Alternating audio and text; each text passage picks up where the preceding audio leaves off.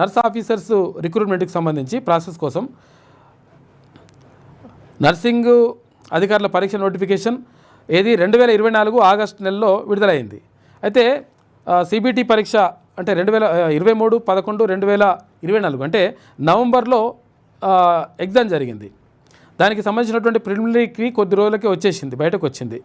పరీక్ష రాసి 11 నెలలు అవుతుంది. ఇప్పటి వరకు ప్రొవిజనల్ లిస్టు మాత్రమే ఇచ్చిండ్రు. ఓన్లీ ప్రొవిజనల్ లిస్టు బయట పెట్టిండ్రు. ఇంకా జనరల్ ర్యాంకింగ్ జాబితా బయటకు రాలేదు.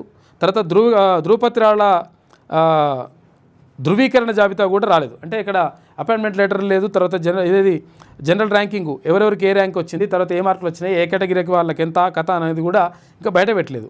తర్వాత ధృవీకరణ జాబితా కూడా ఇంకా బయట పెట్టలేదు.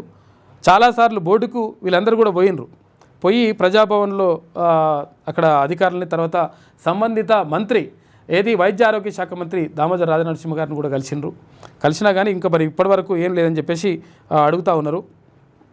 ఇప్పటికీ సరైన సమాధానం లేదు. కావున ఇక్కడ నర్సింగ్ స్టాఫ్ ఆఫీసర్స్ ఎవరైతే ఉంటారో దానికి సంబంధించిన రిక్రూట్మెంట్కి సంబంధించి చాలా ఇబ్బంది పడుతూ ఉన్నారు. వీళ్ళందరూ కూడా అక్కడికి వెళ్ళి కలిసిండ్రు, మంత్రిని కలిసిండ్రు, తర్వాత అధికారులను కలుస్తూ ఉన్నారు, ప్రజాభవన్కి వెళ్ళి వినతి పత్రాలు ఇస్తూ ఉన్నారు.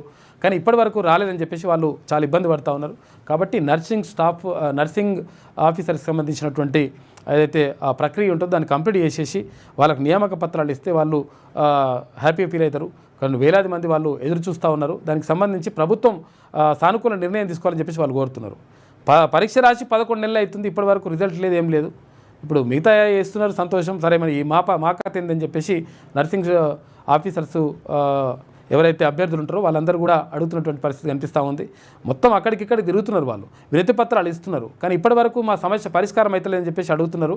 కాబట్టి ప్రభుత్వం దీనిపైన దృష్టి పెట్టాలి. తర్వాత వైద్య ఆరోగ్య శాఖ కూడా దీనిపైన దృష్టి పెట్టి ఈ రిజల్ట్స్ ఇవ్వాల్సినటువంటి అవసరం ఉన్నది.